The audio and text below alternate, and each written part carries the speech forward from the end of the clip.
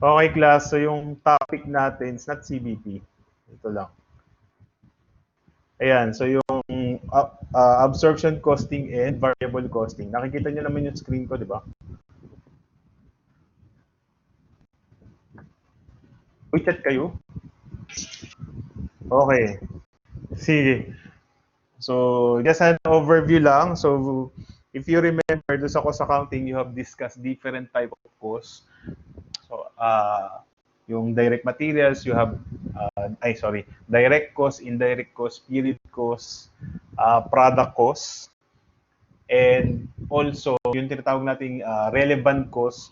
Pag sinabi natin na relevant cost, that is cost useful for decision making lang naman yung ibig sabihin nun. Kasi di ba remember, yung management accounting will be used by management accountant to prepare reports that will help or that will support the needs of management. Sabi natin doon sa module 1 na yung work ng management, yun yung strategic planning, strategic management, uh, planning, decision making, controlling, and preparation ng financial statement. So, yun. So, yung work ng management accountant, gagawa siya ng report to support yung work of management na yung na yun. O yung tinatawag natin na core business activities na tinatawag, na diniscuss natin doon sa module 1. Ngayon, since we're going to support the management, we need to separate costs between relevant costs and not relevant costs. Bakit we need to support o bakit we need to separate or classify costs as relevant or not relevant? Syempre, pag sinabi kasi nating relevant cost, that is meaningful for decision making. Pag not relevant cost, that is not useful for decision making. So, kumbaga, so yung cost natin, so we have relevant cost. Sulat ko lang. So, ibig sabihin nito, useful for decision making. Then we also not relevant. Not relevant cost. So, meaning, di mo siya magagamit for decision making. So, not for decision making. Ngayon, ang tanong, bakit ba siya hindi magagamit for decision making? Kasi do not change between alternative siya. Ano ibig sabihin nito? Halimbawa ako si manager, so magde-decide ako to open the factory or not. So ang alternative 1, halimbawa, i-open natin yung factory. Alternative 2, i-close natin. So, open. Bakit tayo magsasara? Kasi COVID eh. So, there is a pandemic. So, yung sales natin mababa. So, it's either magde-decide ako, are we still going to operate or I'm not going to operate? Diba? So, merong mga costs na mai-incur ko lang kapag inopen ko yung factory. Pag hindi ko inopen yung factory, wala akong cost na yun. So, yung type of cost na yun, yun yung tinatawag natin na relevant cost. Bakit siya relevant? Kasi it will affect my decision making eh. Pag i-open ko yung factory, may incur ko siya. Pag hindi ko inopen yung factory, hindi ko siya may incur. If that is the case, useful siya kasi gagamitin ko siya for my decisions whether to open or not to open the factory. Ngayon, meron namang cost na kahit i-open ko yung factory or i-close ko yung factory, mai-incur ko pa rin siya. So example, yung depreciation expense mo. Kasi yung depreciation expense kasi, di ba fix yan per month o fix yan per year. So kung magkukus ako ng factory, may incur ko pa rin yung depreciation expense. Magde-depreciate pa rin yung value ng asset ko. Kasi 10,000 na naman siya for example per month. So if I'm going to open my factory, ang depreciation expense ko 10,000. Kung i-close ko yung factory ko not open, may incur ko pa rin yung depreciation expense ko na 10,000. If that is the case, this is not relevant for this type of decision making kasi hindi naman siya nagbabago-bago between two alternatives. So yun yung mga not relevant. Nagets ba yun, class? May question ba dun? Question, class. Sagot kayo. Okay, sige. At least nakakasunod. So, dapat ma-determine natin yung relevant cost tsaka yung not relevant cost. Kasi yung relevant cost is useful for decision making and management. Yung not relevant cost is not useful for decision making. So, ang example nung not useful for decision making, yung fixed cost na tinatawag. Kasi yung depreciation expense mo is a type of fixed cost. Yan. Ngayon, paano papasok dyan si variable costing? Kasi if you look at the principles, we have two type of way in measuring yung cost of your inventory. So para ma-measure natin or to value yung cost of inventory natin, meron tayong dalawang ginagamit. Yung tinatawag natin na absorption costing. So one we have what we call absorption costing. So yung absorption costing, ito yung traditional. So ito yung dati pag ginagawa ng accountants, which is also based dun sa generally accepted accounting principle. According to generally accepted accounting principles, yung magiging cost ng inventory mo are all necessary cost to bring the assets to its intended condition, di ba? So, anong yung mga cost na yun? Eh di syempre, lahat ng nai-incur mo dun sa factory. So, therefore, this will include yung direct materials natin plus direct labor plus yung manufacturing overhead. Yung manufacturing overhead natin, kasi yung direct materials, lagi namang variable yan eh. Yung direct labor, lagi yung variable. Manufacturing overhead mo, pwede yung variable overhead, pwede rin yung fixed manufacturing overhead. Lalagyan ko siya ng M.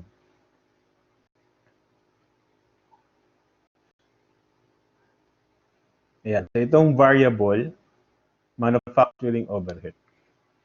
So ito yung tinatawag natin na absorption costing or traditional link. So if you notice, doon sa manufacturing overhead, one type of your manufacturing overhead, yung fixed manufacturing overhead. Eh sabi natin kanina, since this is a fixed cost, this is not useful for decision making. Di yan useful for decision making kasi nga hindi naman nagbabago yan between two alternatives. Pag nag-open ako ng factory, if I produce inventory, makaka-incur akong cost. Anong cost yung mai-incur ko? Eh di yung direct materials, direct labor, tsaka yung variable manufacturing overhead. Plus itong fixed manufacturing overhead. Pag nag-open ako ng factory. Pag di ako nag-open ng factory, hindi ko mai-incur yung direct materials, there will be no direct labor cost, there will be no variable manufacturing overhead. Kasi nai-incur mo lang yung mga variable every time na nakaka-incur ka or every time that you will produce one unit of inventory. Pero yung fixed manufacturing overhead, whether you produce an inventory or not, you still incur that particular type of cost. Kasi example nito, di ba? Ang example nito is yung depreciation ng machinery mo. Kahit di mo ginagamit yung machinery mo, you still incur a depreciation for that machinery. Ano pa? Example niyan, yung rent expense. Unless mag-intervene yung government. Kasi sabi ng government, wag daw muna maningil ng rent for this period of pandemic. Pero kung walang ganong advice from the government, you will still incur rent expense. Kasi every month, magbabayad ka ng 10,000 pesos for the rent of your factory. So, fixed cost yan. So, whether you close your factory or open your factory for production, you will still incur this type of fixed manufacturing cost. So, itong fixed manufacturing cost na to is not useful for decision making. Kaya, yun ang disadvantage ng absorption costing.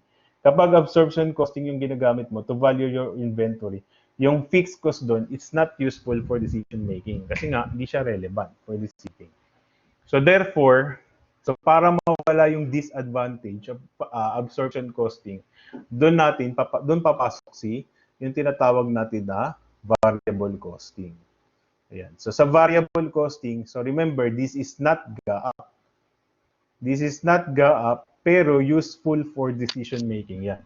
So ginagamit natin to yung variable costing method doon sa susunod natin. So this is good for management decision making. So ang next topic nga natin na pag-aaralan yung CBP analysis. So sa CBP analysis dapat variable costing ang ginagamit.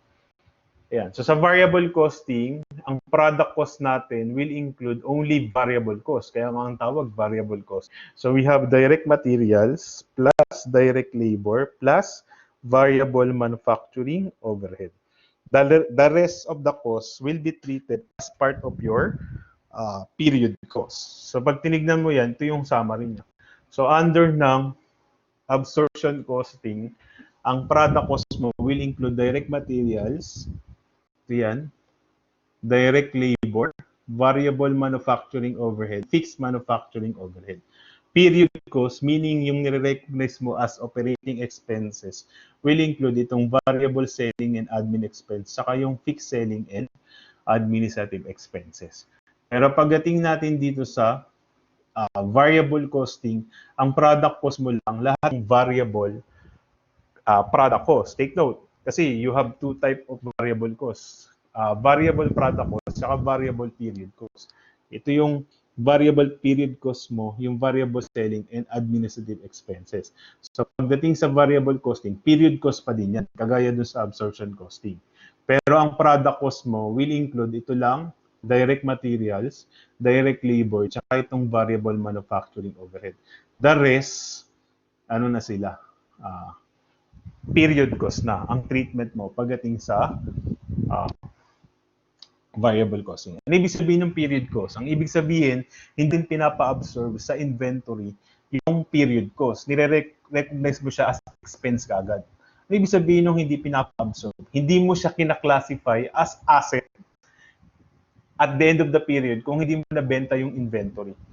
Di ba ang ginagawa natin pag product cost, kung hindi mo pa siya nabenta, may future economic benefit siya, di pa siya expense, nire-recognize mo muna siya as asset. Yun nga yung inventory. Ngayon, pag wala ng future economic benefits, kasi nabenta mo na yung asset eh. So that's that time, i-recognize mo na siya as expense or period cost. Magiging cost of goods sold na siya. So, ibig sabihin, pag variable costing, itong fixed manufacturing overhead, kahit na-incur mo sa factory yan, hindi yan magiging part ng cost of your inventory na ipepresent mo dun sa balance sheet mo. So, magiging expense lahat yan. So, although, yan is only for internal reporting, kasi hindi pwedeng gamitin yung variable costing pagdating mo sa external reporting o yung traditional na financial statements. Kasi nga, sa GAAP na, absorption costing dapat ang gagamitin natin. Nakuha? Magets yun, ha? Sige, walang nag... Ngayon, pwedeng mag-raise ng hand in case you have question. So, yun yung logic kung bakit ba tayo may tinatawag na variable costing. Kasi nga, kailangan useful for decision making. So, mapapansin nyo, for most of the topics here in strategic cost management, usually we follow the variable costing format for decision making. Generally, yung fixed overhead mo is not relevant kasi nga it does not differ between alternatives. Although makikita nyo pagdating natin sa relevant costing or short-term decision making, there are some exemption to the general rule. Ibig sabihin, merong mga fixed cost that will be relevant. But for now, lahat ng fixed cost, hindi muna siya relevant. Ngayon, aside from costing of inventories, one difference of variable costing and absorption costing is yung format ng income statement. So, magkaiba din sila pagdating dun sa format of income statement. So, paano sila nagkakaiba dyan? So, kapag absorption, ito yung traditional natin eh.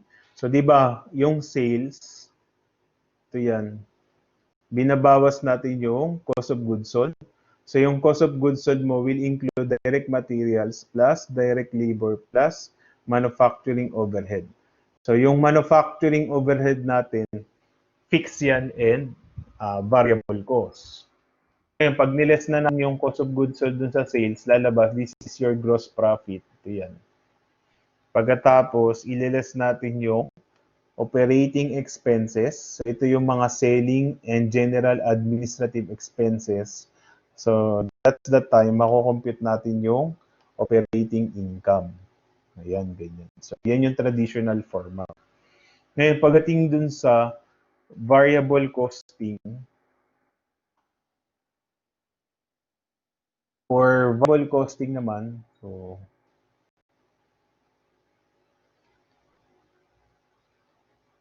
ganito lang siya. So, siyempre, pareho kayo dun sa sales. So, these are the same. Ngayon, ibabawas ko yung variable cost of goods sold o variable product cost, which is yun lang direct materials plus direct labor plus variable manufacturing overhead. Pag niles ko yan, ang mako-compute ko dito ay yung product margin. Yan. Bakit product margin? Kasi yung binawas natin na cost dun sa sales, puro yung product cost lang. Yan. Pagkatapos, ililes ko yung variable selling and general administrative expenses. Sa pag niles ko yan, tsaka ko mako-compute yung tinatawag natin na contribution margin. Yan.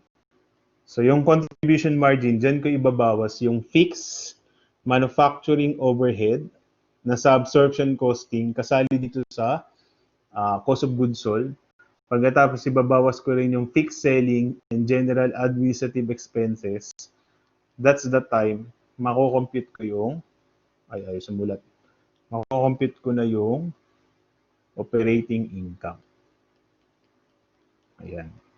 So, ito yung magiging format natin. Ngayon, bakit tinawag na contribution margin? Kasi yan yung part of margin that sales contributed to recover yung investment mo dun sa fixed cost mo. Na yung fixed cost natin will comprise of the fixed manufacturing overhead, ito yun, and fixed selling and general administrative expenses. Ngayon ang question natin, ito bang dalawang to laging equals? Siyempre ang sagot natin hindi. Hindi sila equal. Baka sila hindi equal kasi yung presence ng fixed cost na nandun sa inventory natin. Di ba? Kasi merong fixed cost na nandun sa inventory. Ibig sabihin nun, kung hindi lahat ng na-produce mong inventory na benta mo for the period. So therefore, some of the portion of fixed cost is recognized or presented in your statement of financial position as part of your asset. Wherein, pagdating sa variable cost mo, lahat ng fixed manufacturing overhead, ni-recognize mo lahat ng expense. So definitely, hindi sila magpapareho. Kasi merong na-differ na cost na ni-recognize. Paano na-differ na cost? Hindi kasi ni-recognize as expense eh. Ni-recognize mo kaagad yung fixed cost na yun as part of your inventory. So na-differ yung recognition ng expense pagdating doon sa absorption costing. Asset muna yung ibang fixed cost kasi hindi mo nabenta yung inventory. Pero hindi kagaya doon sa variable costing, lahat ng fixed manufacturing overhead or fixed cost, recognize mo lahat ng expense. So, hindi sila magkakapareho. So, anong rule? So, ang titignan lang natin yung production versus yung sales. Kapag yung na-produce mo is pareho doon sa nabenta mo, ibig sabihin yung absorption costing net income tsaka yung variable costing net income is the same. Pareho sila. Kapag yung production is mas mataas kaysa sa sales, yung absorption costing net income mo mas mataas din kaysa dun sa variable costing net income. And lastly, kapag mas mataas yung nabenta mo kaysa dun sa na-produce mo, ibig sabihin lang yan, yung absorption costing net income mas mababa kaysa dun sa variable costing net income. So dito lang tayo sa rule na to titingin lagi. Nagets ba yun? Do you have any question before I proceed with the them?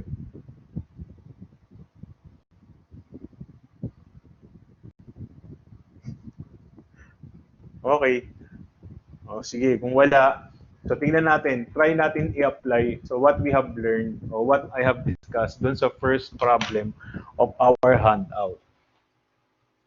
So let me know kung pareho tayo ha. So ABC company, ABC, basahin ko lang.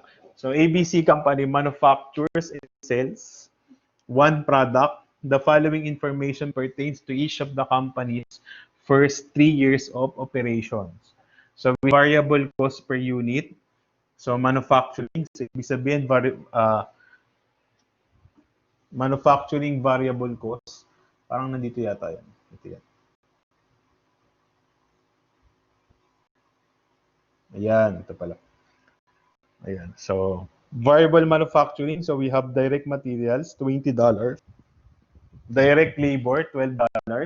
Variable manufacturing overhead, $4. And variable selling and administrative expenses, that's $2. So, syempre, yung variable selling and admin, hindi siya manufacturing. So, we have fixed cost per year. So, fixed manufacturing overhead, that's 960,000. We have fixing and administrative expenses, that's 240,000. So according to the problem, during its first year of operations, ABC produced 60,000 units and sold 60,000 units. So, yun. So during its second year of operations, it produced 75,000 units and sold 50,000 units.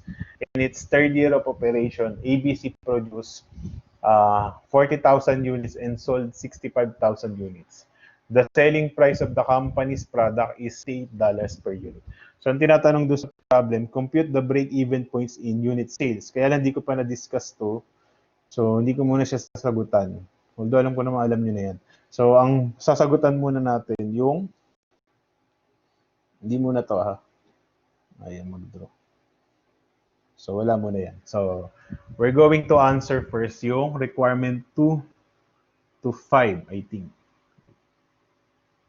Ayan, 2 to 5. So, sabi niya, assume the company uses variable costing, compute the unit product cost for year 1, year 2, and year 3. So, yung requirement number 2, ayan. So, ibahin ko yung ano. So, requirement number 2, tinatanong lang yung using variable costing, ano daw yung unit cost o product cost natin per unit. So, syempre, sagot lang natin dyan, that will be direct material plus direct labor plus variable manufacturing overhead. So, for year 1 to year 3, so syempre, ang direct materials according to the problem, this is $20. Ang direct labor is $12. Ang overhead natin, variable manufacturing overhead is $4. So, hindi ko sinama yung $2. Hindi ko sinama to kasi this is variable selling and administrative expenses. So, ano yan? OPEX yan. So, hindi yan hindi yan product cost, period cost siya. So, ang kasali lang itong 20 plus 12 plus 4. So, this will give you $36. Tama ba? 36. Ayan, tama. So, this is 36. Ayan. $36 yan. Ngayon, requirement number 3, sabi niya, assuming the company uses variable costing, prepare income statement for year 1, year 2, and year 3. So, gawin ko lang. So, requirement number 3. So, ang hinihingi sa atin is income statement using variable costing. So, for year 1, so, syempre meron tayong sales. So, pag tinignan natin yung given, so sabi niya, yung produce daw natin is 60,000 ito for year 1. This is year 1.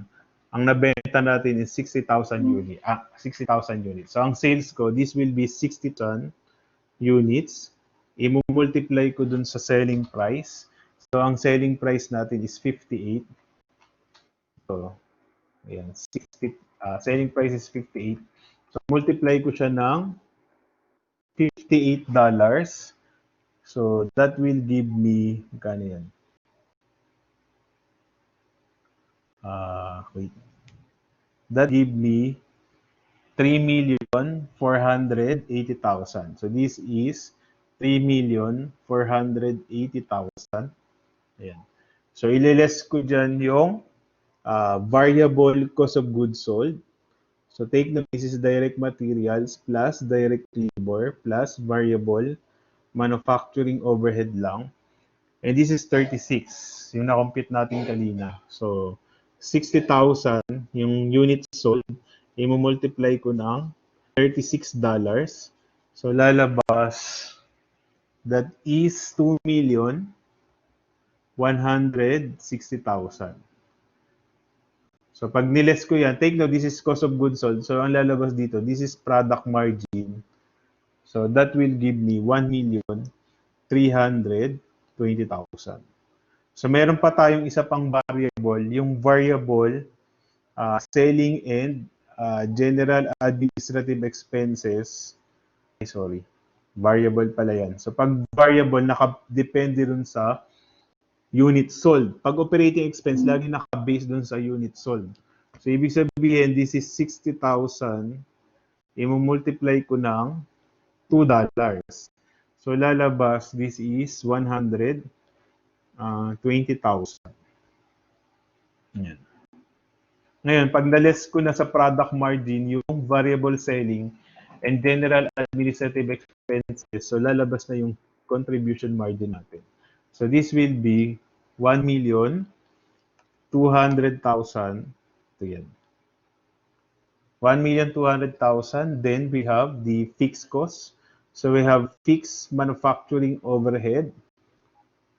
So dun sa problem, yung fixed manufacturing overhead natin is 960,000 and the fixed selling and administrative expenses is 240,000. So babawas ko dito yung 960,000. Ibabawas ko din yung fixed selling and general administrative expenses which is 240,000. So pag nabawas ko na yan, so 1, 2 minus 960 minus 240,000. So meron na akong operating income which is in this case 0. Ayan. So 0 ang operating income natin. Ayan. That's for year 1. This is for year 1. Ngayon, for year 2, naman, punta tayo sa year 2. Tingnan natin yung data. So sa year 2, ito yun, second year of operation. So 75,000 units produced, 60,000 ang nabenta. So meron tayong ending inventory for year 2 na 25,000 units. Kasi na-produce mo 75. 50 yung nabenta mo. Now, kung gagawa tayo ng income statement, so we have sales. So ang nabenta natin is 50,000 units. I-multiply natin yung selling price. And the selling price is $58. So multiply ko yan ng 58. That will be 2 million. This is 2,900,000. Yan. Ibabawas ko yung variable cost of goods sold, which is 50,000. I-multiply ko ng 36. So, ang kasali dun sa 36 is direct material, direct labor, and variable manufacturing overhead lang. So, lalabas, this is 1,800,000. Ngayon, kasi pinakita ko yung product margin kanina, so pakita ko na lang din. So, liles ko yan. So, this is product margin. 29 minus 1,800,000. So, this will be 1,100,000. Pagdating ko sa variable, selling and general administrative expenses. So, this is 50,000. I-multiply ko ng 2 kasi $2 siya per unit sold. Take note, basta kapag period cost, yung kung naka-per unit yun, laging naka-base dun sa unit sold natin. So, sa sales siya naka-base. Ibig sabihin, baka kasi mamaya, for your problems, yung fixed selling and general administrative expenses, instead na total amount, naka-per unit siya. So, paano mo ma-compute yung total amount nun? So, i-multiply mo yun dun sa actual unit sold, hindi dun sa production. Pero kapag product cost, yun yung naka-base lagi sa production. So, halimbawa, yung fixed manufacturing overhead mo, instead na 960,000. So, ang pinakita nun sa problem, naka-per unit. So, paano compute yung total fixed manufacturing overhead? Hindi mo multiply mo dun sa production. Actual production. Assuming normal cost, actual costing system ang ginagamit. Kasi di ba, if you remember, dun sa cost accounting, meron tayong actual costing system, ano ibig sabihin ng actual costing system? Yung nagiging cost ng inventory mo is actual direct material cost, actual direct labor cost, and actual overhead cost. Ngayon, meron naman tinatawag na normal costing. So pag normal costing naman, ang nagiging cost ng inventory mo is direct materials, direct labor, which are all actual, plus predetermined overhead rate mo per unit pagdating naman dun sa overhead. So, syempre, kapag nakita mo dun per unit, i-computein mo yung total factory overhead o total fixed overhead. So, i-multiply mo siya dun sa cost driver. Kasi di ba yung predetermined overhead rate, kaya na-compute yun, yung budgeted overhead mo, di-divide mo ng budgeted activity. Ayun. So, ito naman sa problem kasi na to, wala naman siya sinabing predetermined overhead rate. So, ibig sabihin, yung fixed cost always naka-base dun sa actual actual production. Kasi yung fixed manufacturing overhead is a product cost kasi yan. So mamaya makikita nyo pagdating natin sa absorption, nasa variable pa lang kasi. So yung variable selling, good and admin expense natin is 100,000. So bawas ako dito ng 100,000. So pag niles ko yan, contribution margin, so ito yung magiging contribution margin or CM, this will be 1 million. Ayan. So 1 million.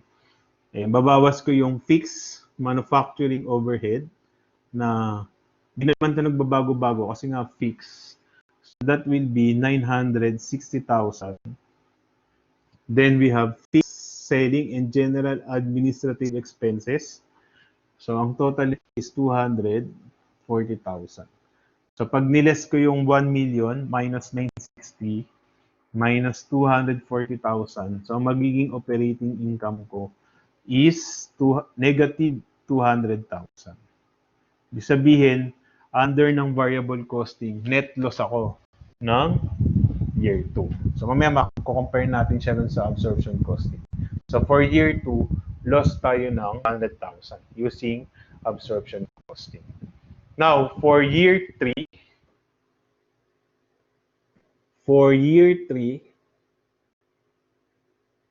ayan. So for year 3 tayo, so according to the problem, yung units produced mo, 40,000, ang sold mo, 65. Parang magtataka ka dyan. 40 lang produce mo, nakabenta ka ng 65. Eh kasi, may 5,000 ka pa dun sa last production mo. Ang na-produce mo kasi last year is 75,000. Sa year 2, ang nabenta mo, 50 lang. So meron kang ending inventory na 25,000. So, pati yung 25,000 na yun, nabenta mo na para mabenta mo yung buong 65. Kasi 40 lang eh. So 40 plus 25, yan yung 65,000 na nabenta natin. Ayan. Pero sa variable costing, wala namang problema yun. Kasi if you notice, yung unit product cost sa variable costing, same sila every year. $36 lang sila per unit every year. So, tuloy ko na lang to. So, meron ako ditong sales. This is 60,000. I-multiply ko ng 58 kasi 58 yung selling price. Ay, sorry, 60. 65 pala. So, this is 65,000. Sorry. This is 65,000 multiplied by 58. So, this will be 3,770,000. Then, we have variable cost of goods sold. So, ang variable cost of goods ko is 65,000. I-multiply ko ng 36. So, ang lalabas dito, this is 2,340,000. So, if we deduct 2,340,000 from 3,770,000, so that will give me my product margin, and this is 1,430,000. So, ileles ko yung variable, selling, and general administrative expenses, and that will be 65,000 times 2. So, magkano yan? 130,000. Ito yan. So, pag niles ko yan, makukompute ko yung contribution margin. And the contribution margin is 1,430,000 minus 130,000. So, this is 1,030,000. 300,000. So at this point, overhead, this is 960,000. Also the fixed selling and administrative expenses, this is 240,000. So that will give me operating income for year 3, and that is 100,000. Yan. So 100,000 siya. Gets ba yung saan ba? Nagets ba class? May question ba dun sa variable costing? Nagets ha? Sige. So tuloy ko na dun sa absorption kasi i-compare natin later. So kung may tanong pwedeng mag-raise ng hand dito lang sa baba. Ha? Sige. Or baka masyado ako mabilis. Please let me know. Chat nyo lang ako kung masyado mabilis. Okay, so we are done with number 2. So we're done with number 2 and we are done with number 3. So dun tayo sa absorption costing naman. So compare kasi silang dalawa. So sa absorption costing, so hinihingi ulit sa atin yung unit product cost and also prepare the income statement for year 1, year 2, and year. So kung absorption costing ako, ibahin ko yung kulay. So absorption costing. So this time, kasi galina yung unit product cost, the same lang every year. Bakit the same lang? That's the behavior of variable cost mo. Constant yung variable cost per unit. Nagbabago-bago lang siya in total. Kaya pag napansin mo, yung variable cost of goods sold mo every year, nagbabago-bago siya in total. So sa year 1, magkano siya? 2,160,000. Pagdating mo ng year 2, 1,800,000. Pagdating ng year 3, 2,340,000. Pero pag napansin mo, lagi naman siyang 36. Ayan, 36. So yan kasi yung behavior ng variable cost. Constant siya per unit, pero nagbabago-bago siya in total. Paano siya nagbabago-bago? Direct ang relationship niya dun sa activity o cost driver. So this time, ang activity natin or cost driver natin, yung units produced. So habang tumataas yung units produced, tumataas din yung total variable cost of goods sold mo. For example, sa year 1, 60,000, naging 50,000 siya. So bumaba ngayon. So from 2,160,000, naging 1,800,000 lang ito. Ngayon, pagdating mo ng year 3, naging 65,000. So from 1,800,000, magkano na siya? 2,340,000 na. So ito, cost of goods sold ko ng year 3, mas mataas pa rin dito sa cost of goods sold ko ng year 1. So sa year 3 kasi, that's 2,340,000. Pero sa year 1, 2,160,000 lang. Ba't siya mas mataas? Ang reason, yung cost driver. Kasi yung cost driver ng year 3 is 65,000. Ang year 1 ko, 60 lang. Yan. So, kaya hindi nagbabago-bago yung unit product cost under variable costing. Kasi nga, by the nature of the behavior of cost ng variable cost mo, constant siya per unit. Pero pagdating mo sa absorption, may kasama ng fixed cost eh. Yung fixed cost mo, inverse ang relationship niya dun sa cost driver mo. So habang lumalaki yung cost driver mo, lumiliit yung fixed cost mo per unit.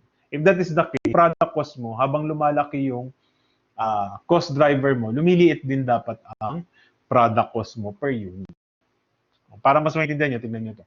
So sa year 1, ito yung year 1, remember may variable cost kasi ang cost ng absorption costing mo is yung variable cost, which is yung direct material plus direct labor plus yung variable manufacturing overhead. Ayan, plus yung fixed cost natin. Ayan, so ito yung total product cost. Ayan. Ang tawag dyan, total full cost sa ibang problem. What is the total full cost?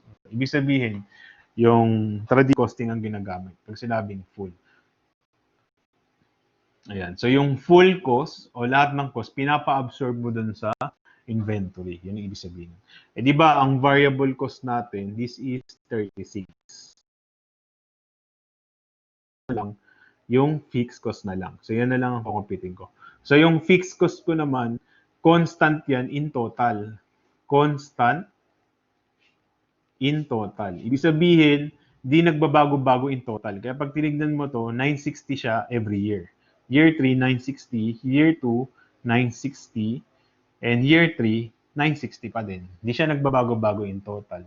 Pero this time, magbabago-bago on per unit basis. Kasi ipapa-absorb natin yung total na fixed manufacturing overhead dun sa units produce natin. Bakit units produce? Yung actual units produce. Kasi actual costing ang ginagamit. Take note dun sa units produce, hindi dun sa units sold. Bakit units produce? Eh kasi product cost eh. Yung under ng absorption costing, yung fixed manufacturing overhead is a product cost. If that is the case, dun sa units produce ko sa ipapa-absorb. Kapag period cost, pinapa-absorb ko dun sa units sold. Eh yung fixed manufacturing overhead mo is a product cost. So therefore, dun lang sa produce ko siya ipapa-absorb. Ibig sabihin, para ma-compute ko yung product cost ng year 1, that will include yung variable cost na $36 plus yung fixed manufacturing overhead. Ng fixed manufacturing overhead, this is 960,000. I-divide ko dun sa units produced ko, which is for year 1 will be, ano yan? 60. Ito, 60,000.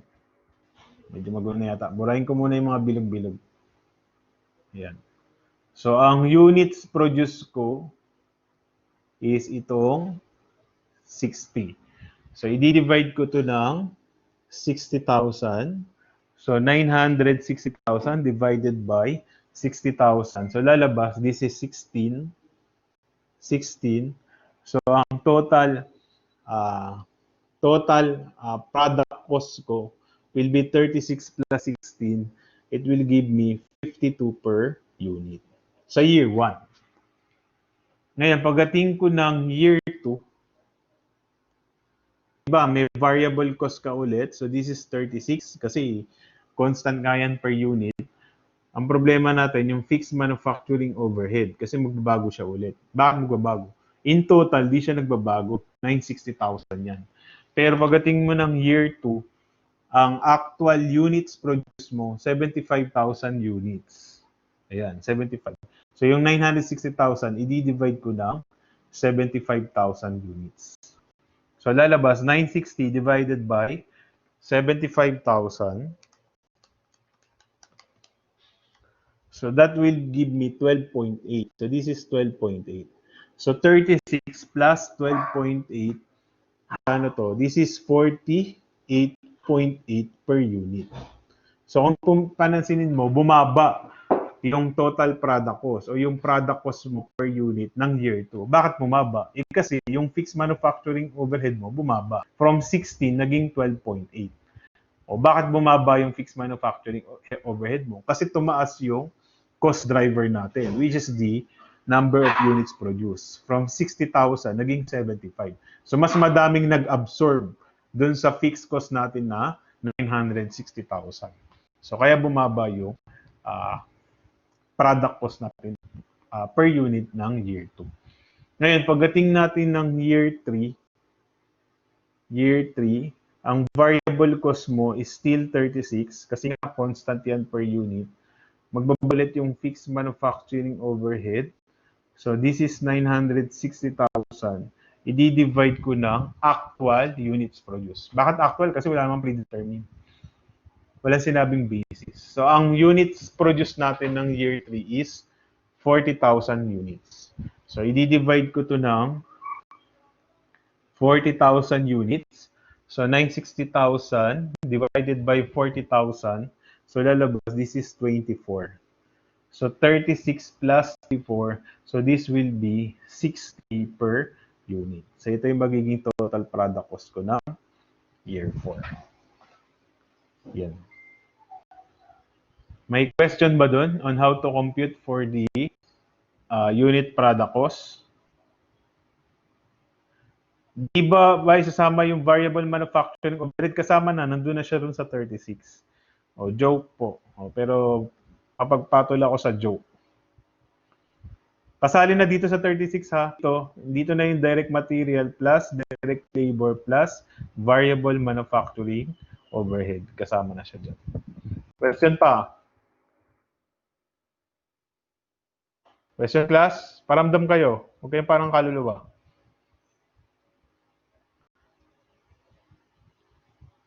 Okay, o wala na ha. O sige. O balik tayo dito. So next natin is to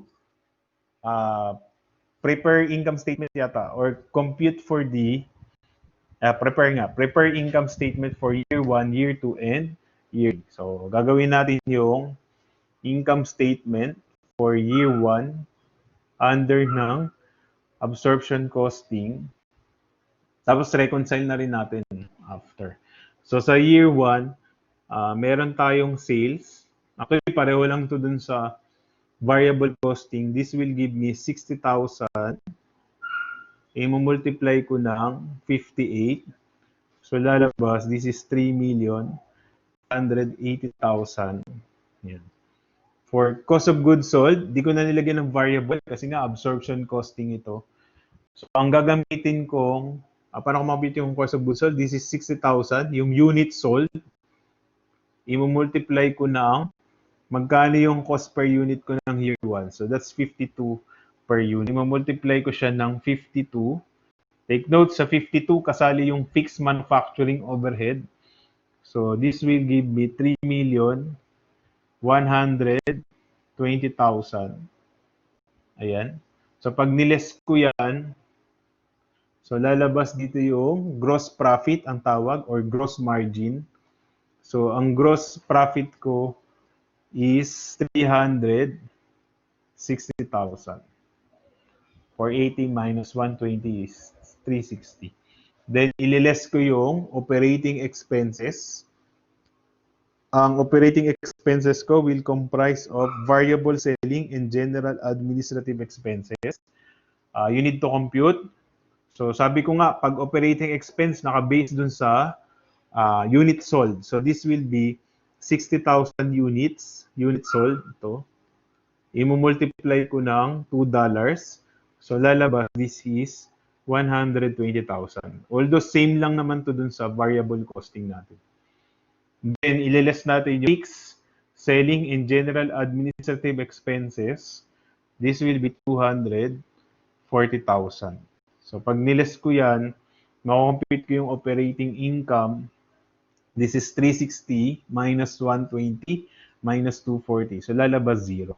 So, if you notice, yung production ko, kung titignan lang natin, para ma-check natin kung tama yung rule, production versus sales, ang unit produce natin for year 1, para makita nyo.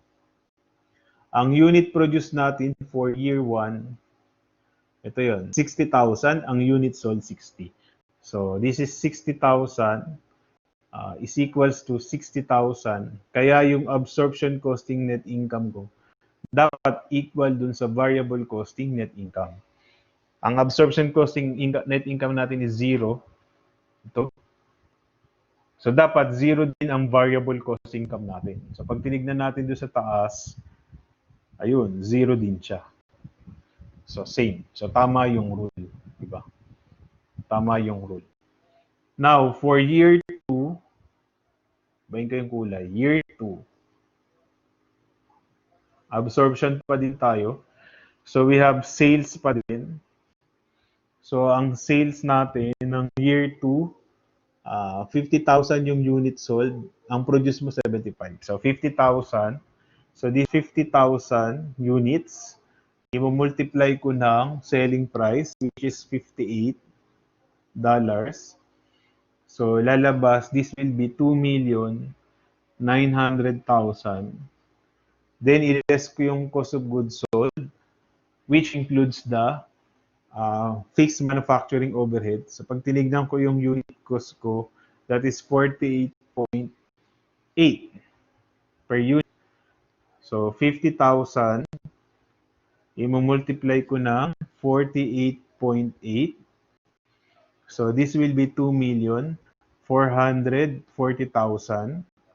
So, pag niles ko yan, so we have gross profit or gross margin. So, that will be 460,000. So, ililes ko na yung operating expenses which comprise of my variable selling and general administrative expenses. So, naka-base ulit sa unit sold. So, 50,000 multiplied by 2. So, this is 100,000. And also, my fixed selling and general administrative expenses. Constant naman yan for 240,000. So, lalabas ang operating income ko is 120,000. Yan. 120. Now, compare ulit natin yung production versus sales. So, ang unit produced natin is 75,000. Ito. Ang unit sold ko is only 50,000. So, mas mataas yung units produced. Ibig sabihin, yung absorption costing net income ko dapat mas mataas kaysa dun sa variable costing net income. Ang absorption costing net income ko itong 120. So, this is 120,000. Ang variable costing net income ko ng year 2, saan yun? Ito, this is negative 200,000. So, mas mataas nga siya. So, ang absorption costing net income ko is 120. Ang variable costing net income ko is also, negative 220,000. So, ibig sabihin, mas mataas nga yung production. Anong reason? Ba't sila nagkaiba? Because of the fixed cost. Sa variable costing kasi, lahat ng fixed cost, expense na. Sa absorption costing, hindi lahat ng fixed cost mo nag-expense. Napunta siya rin sa ending inventory na 25,000. Ito yan. 25,000. Nandito. Ibig sabihin, asset muna yung fixed cost na nandito sa 25. Magkano yung fixed cost? Yung fixed manufacturing overhead. Naghang. Magkano yung fixed manufacturing overhead na naghang.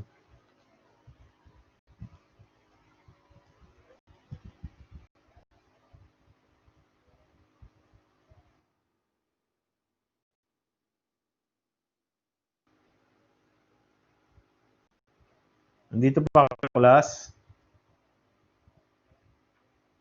Dito pa kayo?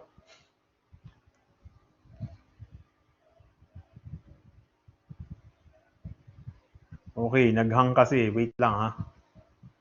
Nag-close yata yung note ko. Open ko lang siya.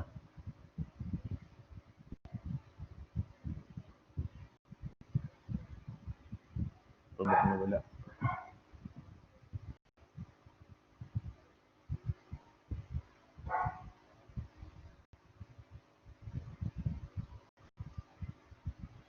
Wait lang. Stop sharing muna ako ha.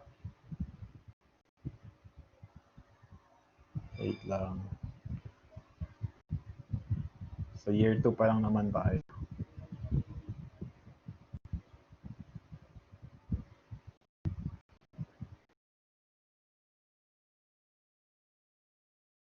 Open.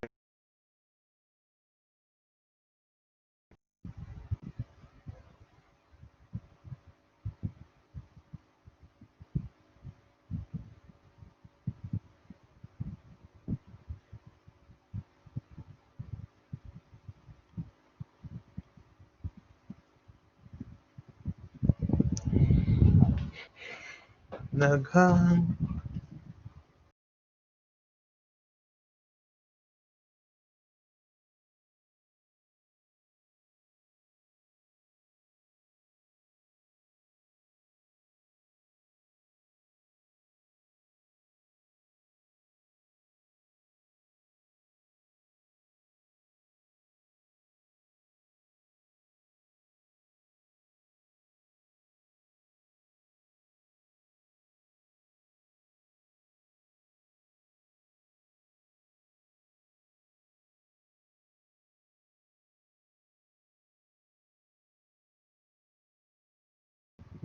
Last, pwede natin tuloy.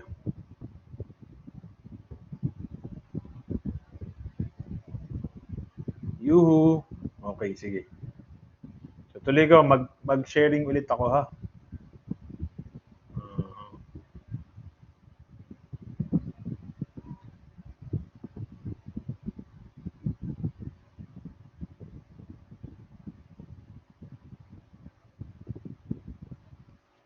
Medyo naghahangin si laptop eh.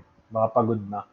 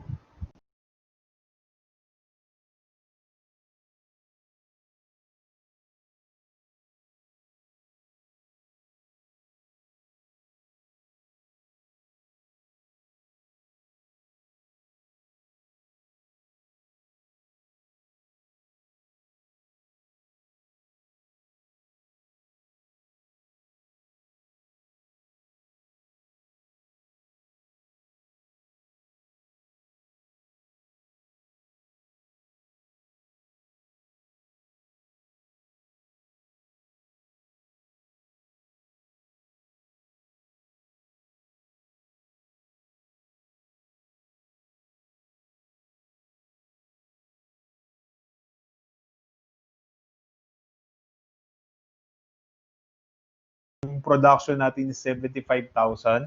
Yung sold natin is 50. So, meron tayong ending inventory na 25,000. So, itong ending inventory na to, ipe-present dun sa balance sheet as asset. Asset pa yan eh. So, hindi mo pa na-recognize as expense yung fixed cost na nandito sa 25,000. Eh, magkano ba yung fixed cost natin na nandyan? Di ba? Magkano yung unit cost? That's 40. Pag tinignan ko dito, ayan o, yung 12.8. So, itong 12.8 na to, per unit, nandun pa siya sa balance sheet. So, yung 25,000, pag minultiply ko ng 12.8, yan. So, 25,000 multiplied by 12.8, so lalabas 320,000. So, itong 320,000 na to, asset yan sa absorption costing. Pero sa variable costing, income statement, expense yan. So actually, pwede natin i-reconcile from absorption costing net income is 120,000 papunta dun sa variable cost net income natin. Ang difference lang naman lagi, yung fixed cost na nandun sa inventory.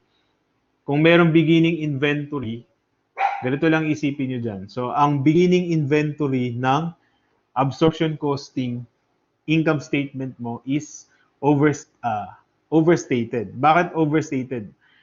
Kino-compare ko siya dun sa variable costing net income. Compare ko dun sa variable costing na beginning inventory versus dun sa absorption costing na beginning inventory.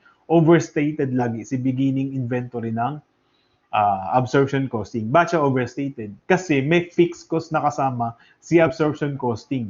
Si variable costing, walang fixed cost na kasama. So, overstated si absorption. Si variable costing naman, understated as per to absorption. So, parang ganun ko lang siya na-analyze. So, yung beginning inventory ni absorption is overstated. Pag overstated yung beginning inventory, yung goods available for sale mo, overstated din. Di talaga siya overstated. Niisip ko lang overstated siya. So, kapag overstated ang goods available for sale ko, ang cost of goods sold ko is overstated. Pag overstated ang cost of goods sold ko, ang net income ko kulang. Para maging mag-equal si absorption tsaka si variable costing, yung fixed cost dun sa beginning inventory, i-add ko.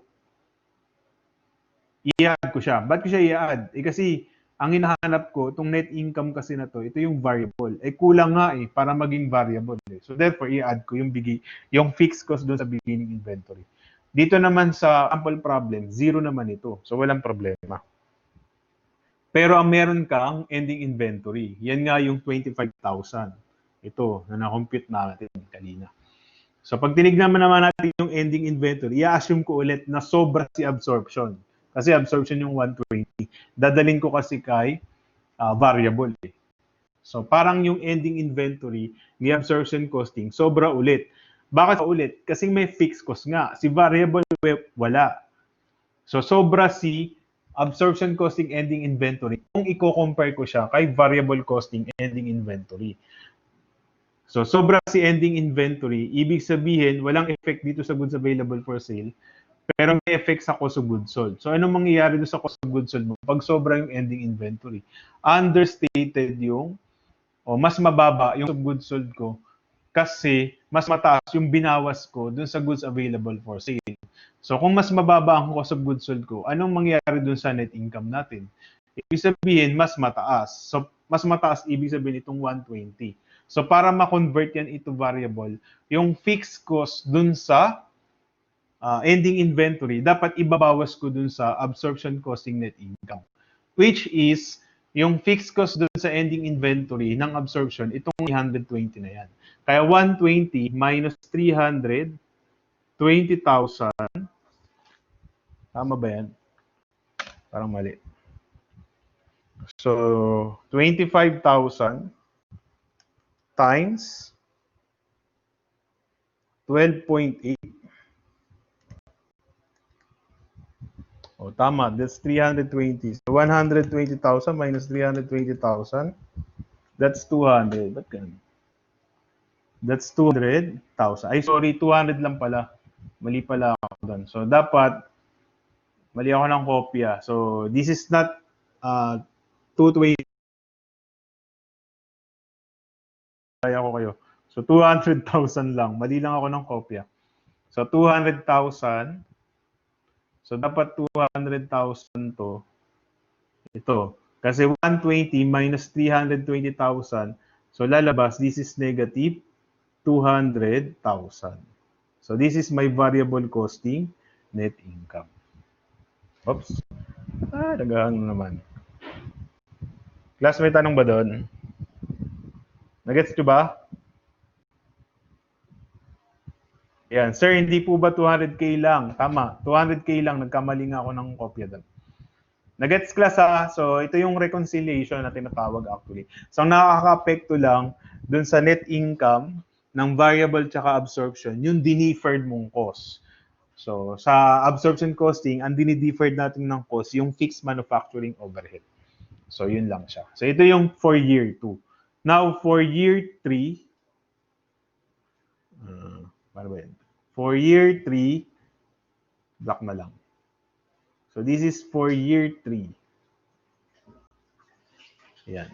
So, ang year 3 natin, so we have sales ulit. Gano ba yung nabenta natin for year 3? So, for year 3, 65. So, ang unit sold natin is 65,000 ito. Yan. So, this is 65,000. I-multiply ko dun sa selling price, and the selling price is 58. So, 65,000 divided by 58. This is 3,770,000. Ngayon, ililess ko yung cost of goods sold. Take note, yung cost of goods sold ko for year 3, hindi ko siya pwedeng i-multiply ng 65,000. Multiply yung cost na 60. Bakit hindi pwede yun? Kasi itong 60,000 na to, 60 per unit na yan, para lang dito sa 40,000 na yan. Eh, ang nabenta mo 65. So, yung 25,000 na difference, manggagaling dito sa year 2. So, nandito manggagaling yung 25,000. So, yung 25,000 times 48.8. So, para makompute ko yung cost of goods sold, kukunin ko yung 25,000 from year 2. Ang cost nitong 25,000 for year 2 is 48.8. So, this is 1,220,000. Tuloy-tuloy yan eh, yung ending inventory. Itong ending inventory na 25,000. So, bakit 48.8? Siyempre, Product cost din yung direct materials, direct labor, tsaka variable manufacturing overhead. Yung fixed cost, itong 320. Fixed manufacturing overhead. Pero ang total cost ng ending inventory mo, 1,220,000. Ngayon, 65 yung nabenta, so kulang pa ng 40. So yung 40,000 from production of year 3. Na ang cost per unit is itong 60. Ito. Ayan. Kaya, 40,000, imumultiply ko ng 60. So, this is 2,400,000. Yan. So, pag niles ko yan, ito yun. Pag inad ko to, 65. 65,000 yan. So, 3,770,000 minus 1,220,000 minus 2,400,000. So, ito yung gross profit ko. Gross profit or gross margin. And that will give me 150,000. So, ililes ko yung operating expenses, which is my variable selling and general administrative expense. But I need to compute kasi ang binigay dun sa problem is variable cost per unit, which is 2. So, sabi ko naman, laging nakabase sa unit sold yan. Kaya 65,000, imumultiply ko lang ng 2. So, this is 130,000. Ayan. Tapos, ililes ko yung fixed, selling, and general administrative expenses, which is 240,000. So, pag niles ko yan, mako-compute ko yung operating income or EBIT. Sabi ko doon sa mga finance major. So, what do you mean by EBIT? Earnings before interest and taxes yan, hindi income tax.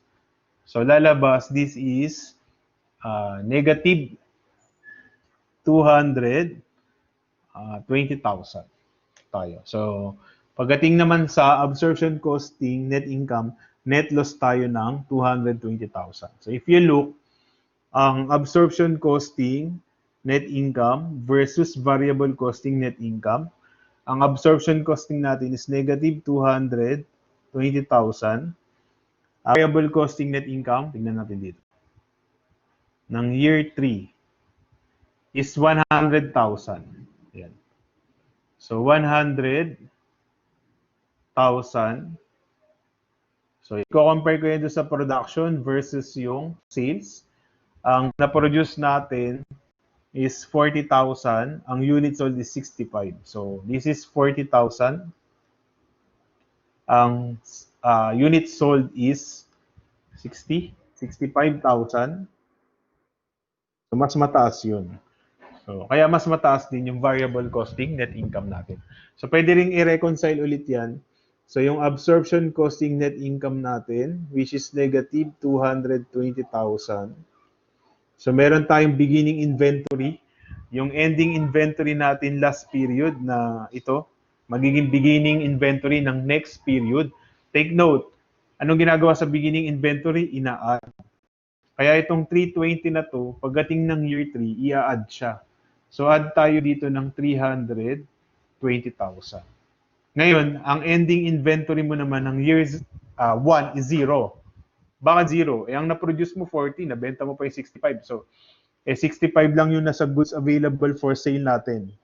Kasi 40, yung cost of manufactured, plus yung 25,000 na ending inventory last period. Ito, 25. So, 0 ang ending inventory mo dyan. Pero kung merong ending inventory na amount, anong gagawin doon? Ibabawas. Diba? Ayun, binabawas natin. No? So, beginning inventory add, ending inventory minus. Take note, this is absorption to variable. Absorption to variable costing. Kung variable costing ka nag-start, syempre baliktad. Yung ending inventory i-add, yung beginning inventory ibabawas kapag variable to absorption. Nasa absorption to variable kasi tayo, kaya yung beginning inventory add, yung ending inventory minus. So, negative 220,000 plus 320,000. So, that will give me 100,000, which is my variable costing net income ng year 3. Ayan. So, ito yung Ito yung, actually, yan na yung requirement. Hindi pala ako nag-require ng reconciliation. Ako lang pala. So, yan. Ganyan lang class ang gagawin kapag variable costing. Nagets ba yun? Question. Do you have question, class? O, sige. So, walang question, ha? O, sige. Meron pa tayong 30 minutes. So, after 30 minutes, kung hindi natin matapos, yun na lang yung i-record ko, tapos a-upload ko ulit. A-upload ko na lang siya. Pero at least nakapag-discuss tayo ng live in case you have questions naman. So, you can chat na lang doon sa chat box. Ayan. So, next problem tayo. So, take note. So, yung problem 1, actual costing ang ginagamit. Bakit? Pag tinignan mo kasi, take note mag-apply lang yung actual costing, tsaka normal costing and standard costing principle pagdating dun sa absorption costing. Sa variable, hindi. Kasi hindi naman ina-absorb ng inventory yung fixed cost dun sa variable costing. Paano na lamang actual costing yan? Kasi yung fixed cost na 960, dinivide natin dun sa actual production. Ngayon, pagdating dito sa number 2, number 2 kasi medyo comprehensive, mas mahirap ng konti. Tignan natin yung number 2. Pero baka familiar na kayo dun sa problem. This is problem 2. Walayan natin. Yan. Problem 2 tayo. So, basahin ko muna yung problem 2. So, according to this time, meron tayong under-applied tsaka over-applied overhead. If that is the case, kasi merong under or over-applied, ibig sabihin, normal costing ang ginagamit. Nagkakaroon lang naman tayo ng under-applied tsaka over-applied pag meron tayong predetermined overhead rate. Kung naalala mo yan, sabi ng teacher mo, sa factory overhead na T-account, nasa debit side yung actual, factory overhead, nasa credit side yung applied. So kung mas mataas yung credit kaysa sa debit, ang tawag doon, over-applied. Kasi mas mataas yung applied. Pero kapag mas mataas yung debit, meaning yung actual overhead, kaysa doon sa credit mo, which is the applied overhead, ibig sabihin, under-applied ka. Yun lang ang ibig sabihin. So normal costing ang ginagamit. Kasi yung applied mo, naka-base to sa predetermined overhead rate.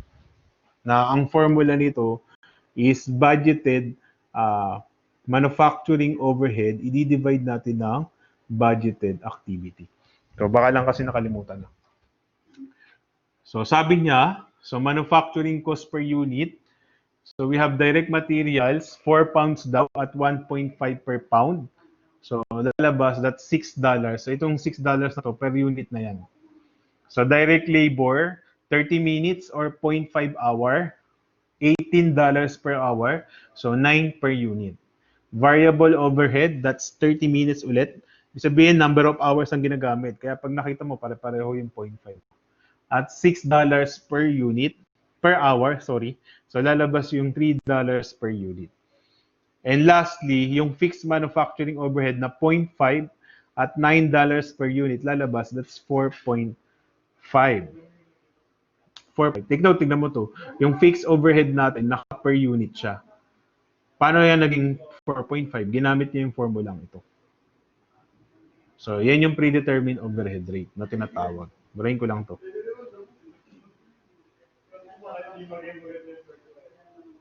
Ayan. So, to continue, yung selling and administrative costs, variable is 2 per unit. So, okay lang yan. Dahil OPEX yan, para ma-compute yung total variable cost, i-multiply lang dun sa fixed cost. Dun sa unit sold natin. Unit sold. Then we have fixed costs, fixed operating expenses, that is 238,000. So during the year, the company had the following activity. 24,000 yung units produced, pero ang sold natin is 21,300. So ibig sabihin, we have ending inventory. Yung unit selling price is $36. Ang direct labor hours work is 12,000. Ayan. So sabi niya rin sa problem, ito very important ito. Sabi niya, yung actual fixed overhead daw was 12,000 less than the budgeted fixed overhead. So ibig sabihin, mas mababa yung actual. So ibig sabihin, ano ibig sabihin nun? Mas mababa siya. Ibig sabihin, over-applied. Di ba? Kaya pag tinignan mo yung fixed manufacturing overhead natin na T account, ito kasi yung budgeted yung na-applied. Ito yung budgeted, ito yung actual natin. So yung actual daw natin, 12,000 less. Ibig sabihin, kung 12,000 to, ito zero. Yung ibig sabihin. Kung lang. Although hindi naman talaga 12,000 yung budgeted mo. Hindi lang niya binigay kung magkano yung budgeted natin. Although pwede namang computein kasi $9 daw. Ito, $9 daw. Yan, per hour. Ilang oras ba? 12,000 hours. Ibig sabihin, 12,000 times 9, lalabas 108 yun. So 108 yun. So minus natin ang 12,000. So ang actual mo, 96. 96,000 siya. Pero hindi na masyado importante. Basta ang difference yung actual tsaka budgeted mo is 12,000. Lipat ko lang siya sa note. So yung fixed manufacturing overhead, yan. So ito yung applied. So yung applied, nandito yung budgeted. Ayan. Ito yung actual. So sabi niya, ang actual daw is less than 12,000. So mas malaki yung budget. So over-applied ito. So this is over-applied. Ayan. So ang over-applied, 12,000. So ibig sabihin, assume ko zero ito.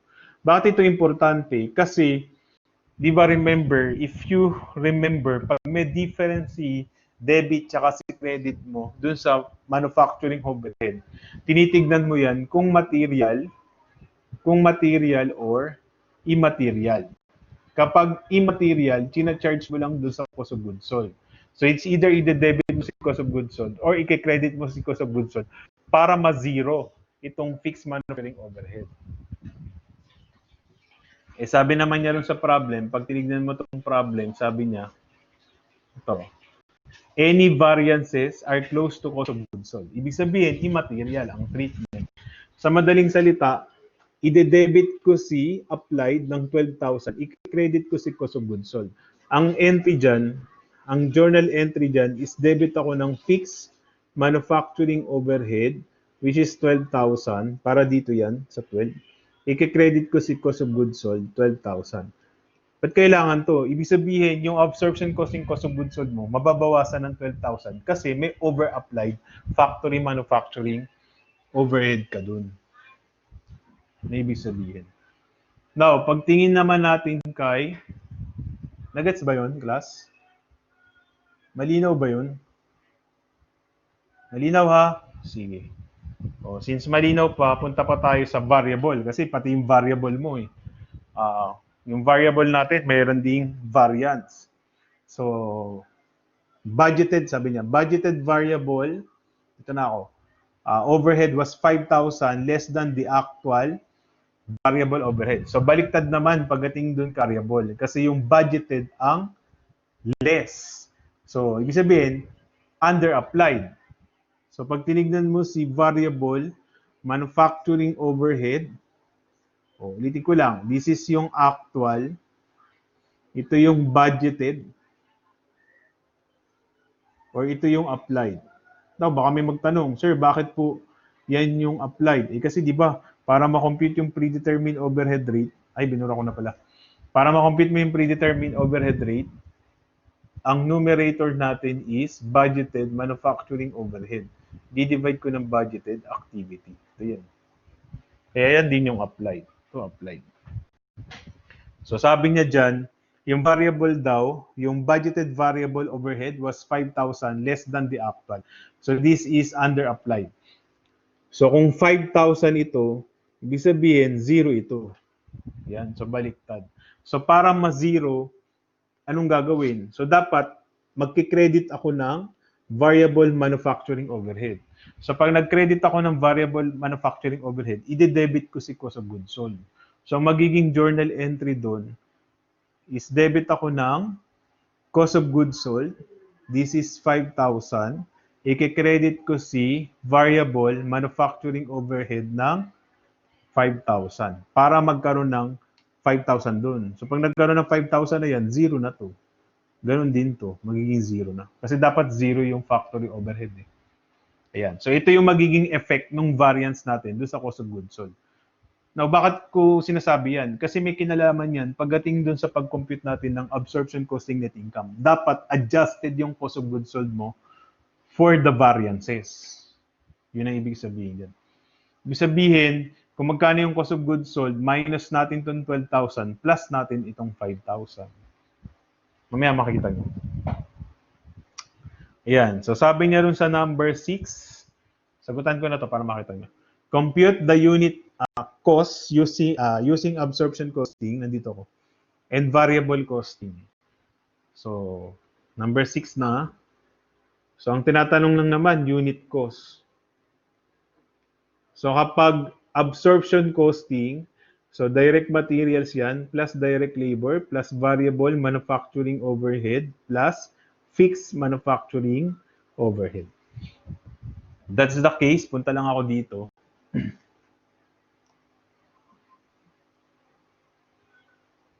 Ayan. So, ang kasali doon, so yung product cost ko pagdating ng absorption costing, wait. That will be, ito na yun, 22.5. So, kasi ang direct materials is 6, ang direct labor is 9, ang variable manufacturing overhead is 3, ang fixed manufacturing overhead is 4.5. So, pag inad ko yan, that will be 22.5. Ayan. 22 yan. 22.5. Okay, next. Variable costing naman. So, sa variable costing, direct materials lang plus direct labor plus variable manufacturing overhead. So, ibig sabihin, that will be 6 plus 9 plus 3 lang. So, lalabas, this is what? 18. This is 18 per unit. Ayan. So, yun na yung sagot ko dito sa number 6. So, I'm done with number 6. Okay na itong number 6. So, sa number 7, sabi niya, prepare absorption costing income statement. So, pinapagawa na ako ng absorption costing income statement. So, number 7. So, absorption costing income statement. So, madali lang naman yun. So, start ka ulit with sales. Ayan. So, ang sales natin, magkano ba yan? Ito, 21,300. Selling price is 36. So, this is 21,300. I-multiply ko siya ng $36. Ayan. So, magkano to? 21,300 times 36. That is 766. This is 766,800. Now, meron akong unadjusted cost of goods sold. Bakit unadjusted? Kasi meron tayong under at saka over-applied overhead, which is itong 5,000 saka itong 12,000 na to. Ayan. So, yung unadjusted cost of goods sold ko, based on na 22.5. Kasi absorption is 22.5 eh. So, kumbaga, yung 21,300. May question ba? Question? Nagulat ako, may nagsalita. Tignan ko ang takihin. So, yung 21,300, i-multiply ko dun sa unit cost, which is 22.5. So, ang unadjusted, take note unadjusted cost of goods sold. Bakit unadjusted? Kasi i-adjust pa natin yung cost of goods sold because of yung over tsaka under applied. So, ang unadjusted ayusin ko lang to. Ang unadjusted cost of goods sold natin, sorry, ibang kulay. Magkano to? So, 21,300 times 22.5. So, 21,300 times 22.5. So, lalabas, that's 479,250. So, hindi na kasha. 479,250. Lagay ko na lang sa baba.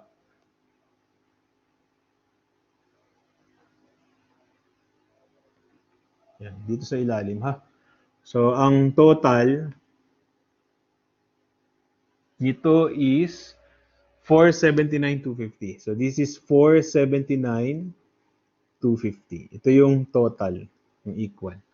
479,250. Siyempre, meron tayong, nasabi ko kanina dito, meron tayong over-applied fixed manufacturing overhead. So, meron tayong fixed manufacturing overhead over-applied. Ano nangyari sa cost of goods sold? Pag meron tayong over-applied, nababawasan si cost of goods sold. Kasi kinakredit mo si cost of goods sold. So, ibig sabihin, ibabawas ko dito sa 479,250 yung 12,000. Ayan. Pagkatapos, meron akong variable manufacturing overhead. Hindi siya over-applied. Ano siya? Under-applied. So, kapag under-applied, manufacturing overhead, anong ginagawa sa cost of goods sold? Dinedebit mo siya. So, meaning, it will increase. So, yung cost of goods sold natin will increase. So, add tayo dito ng 5,000. So, ito yung magiging adjusted cost of goods sold natin. Yan. Tuloy ito. Mapupunta dun. So, that will be 479,250 minus 12,000 plus 5,000. So, magiging magkano yun? That's 472. So, minus ako dito ng 472,250. Yan. So, pag minus ko na yan, makukompute ko na yung gross profit or gross margin. Plus, baka nagugulan tayo sa solution ko. So, 766,800 minus 472,250. So, that will give me 294,550. Ayan. 550. So, after gross profit, we have the operating expenses. Ang kasali dyan is yung variable selling and general administrative expense. So, according to the problem, that is 2 per unit daw. Per unit sold yon. So, ang unit sold natin is 21,300. So, 21,300 multiply by 2. So, 21,300 times 2, that's 42,600. Yan. So, 42,600. Less ko yan. Then, we also have fixed, selling, and general administrative expense. Ito naman, given na, that's 238,000. So, minus ako ng 238,000. Ayan. So, makukompute ko na yung operating income ko. So, that will be 294,550 minus 42,600 minus 238,000. So, lalabas, this is 13,950.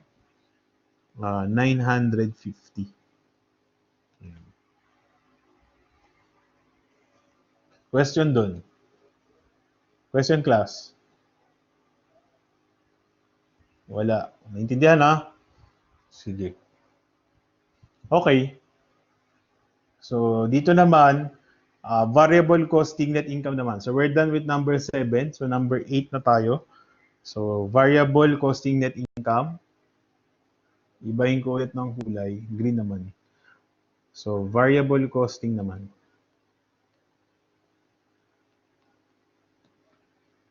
Income statement.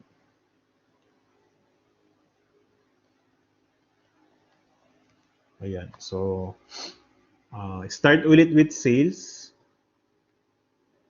So, ito pareho lang naman sa, ayun na naman sumulat. That's 21,300 times $36.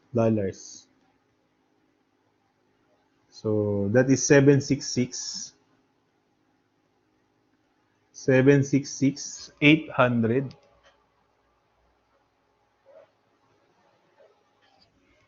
Tapos we have variable. We have unadjusted variable cost of goods sold. Bakit unadjusted? Kasi meron tayong variable overhead variance, yung 5,000. Ito kasi dalawa, di ba? Ayan. Sa variable costing kasi, syempre, yung actual variable overhead, yun yung binabawas natin. Kasi, ayun, yun yung binabawas natin dun sa cost of goods sold. So, lahat ng variable. Kaso, nakabase siya dun sa predetermined overhead rate. So, magkakaroon ka ng variance. Kaya magkakaroon ka pa rin ng over or under applied. Pero itong 12,000, wala na tong effect pagdating mo dun sa variable costing. Ba't walang effect? Kasi yung fixed cost mo, lahat expense naman eh. Ano yung ine-expense mo? Yung budgeted ba yung actual? Siyempre yung actual. Kasi hindi na natin kailangan gawin yung predetermined overhead rate since hindi naman natin pinapa-absorb yung fixed cost dun sa production natin. Yun. So, ang gagawin ko dyan, ito. So, ang gagawin ko dito, so we have, ano nga to? Unadjusted variable cost of goods sold. This is 21,300. I-multiply ko siya dun sa variable costing ko. Magkano nga yun? 18. Ito. 18. So, i-multiply ko siya ng 18. So, lalabas 21,300 times 18. 21,300 times 18. So, this is 383,400. So, minus ako dito ng 383,400. Ay, di ko pala nakapakitang adjusted. Kasi, meron akong, actually, yung adjusted ko sa goods sold ko, hindi ko nabuburahin. Meron ako kasing i-adjust eh. Yung 5,000 na to. Ito. So, dagdag siya ron sa cost of goods sold. So, ang gagawin ko dyan, meron ako dito, variable manufacturing overhead. This is, ano yung ginawa ko dito? Ito, under applied. So, we have under applied. So, ang effect, madadagdagan si cost of goods sold. Ito. Madadagdagan si cost of goods sold. So, pag nadagdagan si cost of goods sold, ibabawas naman natin si cost of goods sold dito sa sales. So, ibig sabihin, ibabawas ko din dito yung 5,000. Ayan. So, mako-compute ko na si product margin. Ito yun. So, this is my adjusted product margin. That will be 766,800 minus 383,400 minus 5,000. So, lalabas, this is 378,400. Ayan. 378,400. Then we have the variable selling and general administrative expenses. Same lang naman yan. That's 21,300. I-multiply ko ng 2. Magkano yun? So, ito yun dito. That's 42,600. So, minus ako dito ng 42,600. Ayan. 42,600. Then, ililess ko, pag niles ko yan, mako-compute ko yung contribution margin. That is 378,400 minus 42,600. So, lalabas, this is 335,800. Then, tsaka ko ililes si fixed cost. So, we have yung fixed manufacturing overhead. So, we have fixed manufacturing overhead. So, ang fixed manufacturing overhead ko, magkano yung lahat? Ito nga pumunta. Ay, sorry.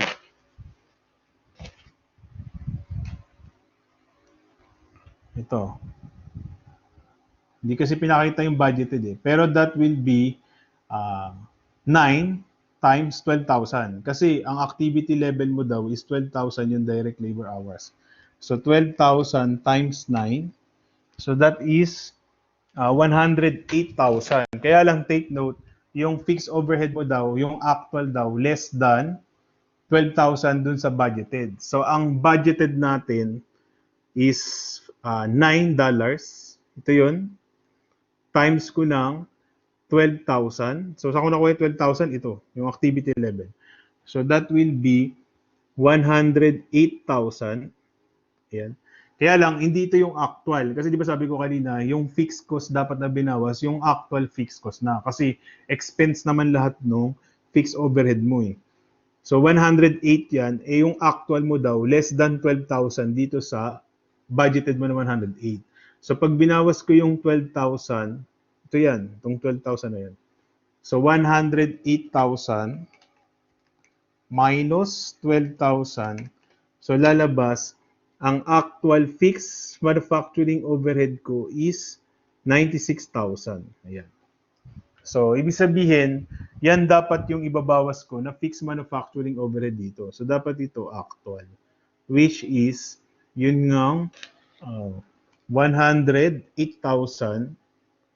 minus 12,000. So, dapat minus ako dito ng 96,000. So, 96,000. Tapos, meron akong fixed selling and general administrative expenses, which is 238. Ito.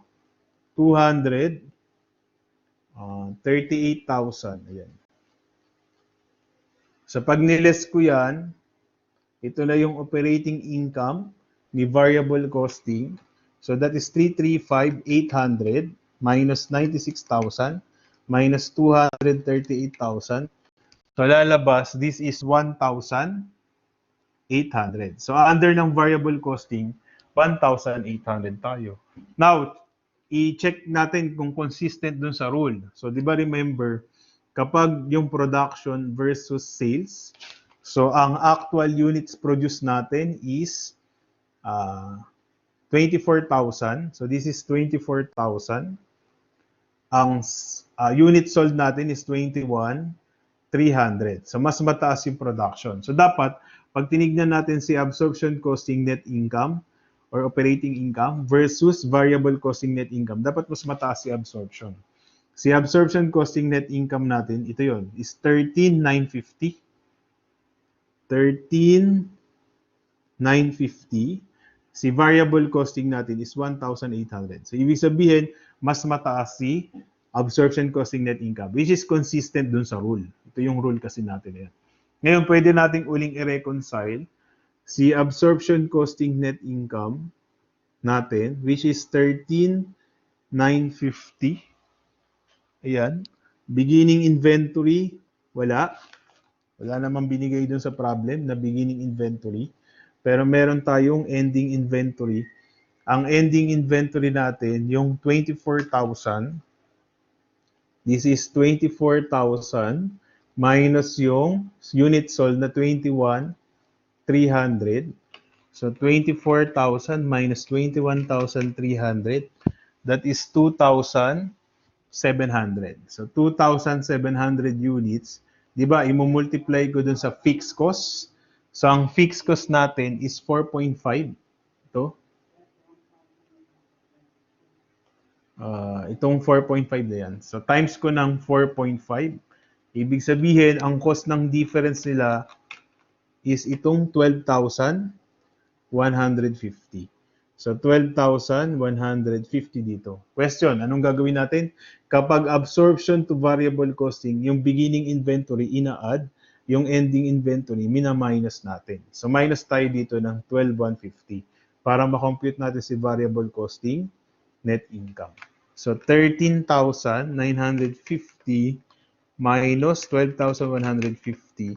So, that will give me exactly 1,800. It's the same dito. Ayan.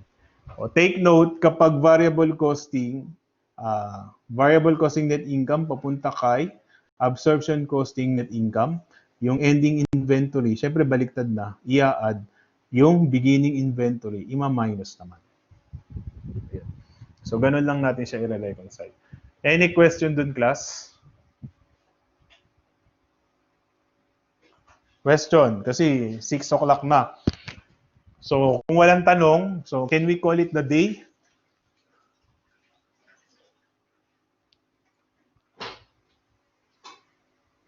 Okay na tayo. So, ang gagawin na lang natin, hindi, wait lang. So, alam ko wala kayong tanong. Ang ibig sabihin kasi, meron pa tayong hindi pa nasosolve. Kaya lang kasi, wala na tayong time eh. So, yung problem 3 to 4, tsaka to 5, i-video ko na lang to para mapanood nyo.